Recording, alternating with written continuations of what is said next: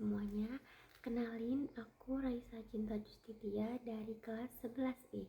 Di sini aku mau meresensikan novel 0 MDPL. Novel ini sequel dari novel 3726 MDPL, karya Kak Nurwinasari. Cetakan pertama bulan Agustus tahun 2025, penerbitnya Romancius. Novel ini memiliki 298 lembar halaman.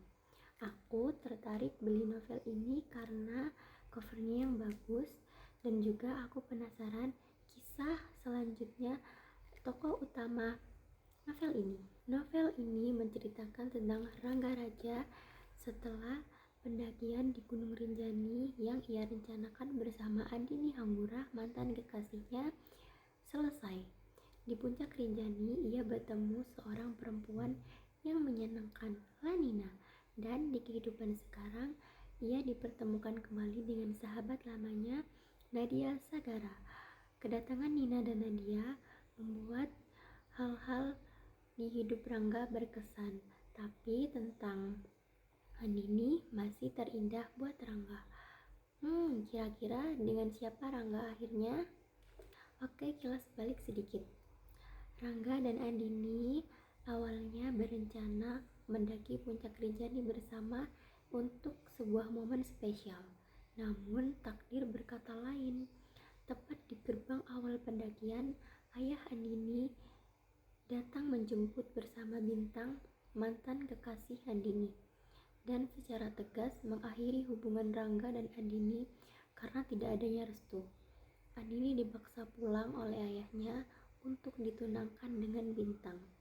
Meski hancur dan nyaris menyerah, Rangga akhirnya tetap melanjutkan pendakian berkat dukungan teman-temannya. Di tengah rasa sakit hati karena gagal melamar sang kekasih, ia tiba di puncak Rinjani. Di puncak Rinjani, dia bertemu dengan Lanina, seorang perempuan yang ternyata juga sedang membawa luka yang sama. Dalam percakapan di atas awan itu, Rangga memutuskan memberikan cincin yang awalnya akan diberikan kepada Andini untuk Nina, bukan sebagai lamaran, melainkan sebagai sebuah kenang-kenangan bahwa di titik tertinggi itu, mereka tidak sendirian dalam patah hati. Selang beberapa bulan setelah turun dari puncak Rinjani, hidup Rangga terasa hampa. Rangga mencoba untuk kembali hidup dengan normal, tapi bayang-bayang Andini masih ada. Terutama saat Rangga harus melihat langsung pertunangan Andini dengan Bintang.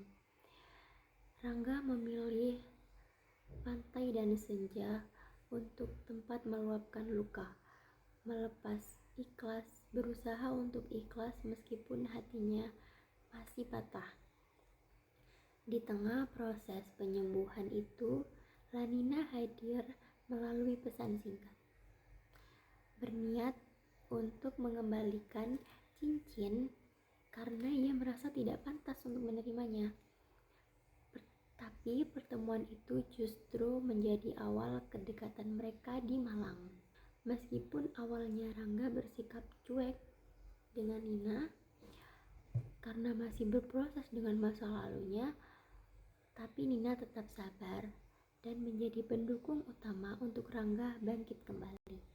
Sebaliknya, Rangga menjadi support system bagi Nina yang sedang berjuang menyelesaikan skripsi. Hubungan yang tumbuh di tepi pantai ini perlahan mengubah luka Rangga menjadi kenyamanan yang baru. Namun ujian kesetiaan Rangga datang saat sahabat lamanya, Nadia Sagara, muncul kembali. Ibu mereka berencana menjodohkan keduanya. Apalagi ternyata Nadia sudah suka dengan Rangga sejak SMA. Namun tidak ia ungkapkan karena takut merusak persahabatan mereka. Namun Rangga memilih tegas, baginya Nadia hanyalah sahabat, karena hatinya sudah mulai menetap dan nyaman pada Nina. Puncak konflik terjadi saat Andini, mantan kekasihnya, menghubungi Rangga kembali karena berselisih paham dengan Bintang. Di waktu yang bersamaan, Nina sedang merayakan hari wisudanya, momen yang sudah dijanjikan oleh Rangga untuk hadir ke Surabaya. Dalam kebimbangan ini, Rangga justru memilih untuk menemui Andini.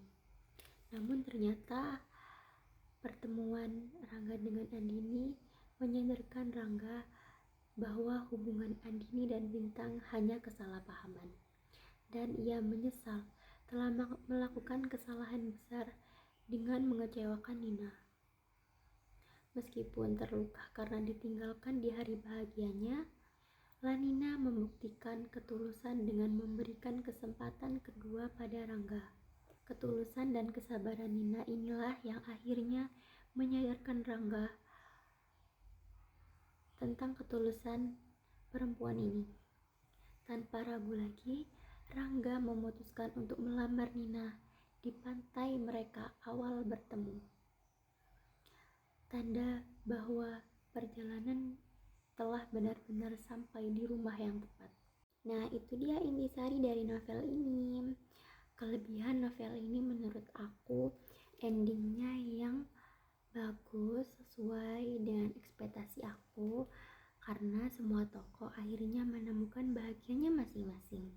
Kekurangannya alurnya lambat dan bikin bosen.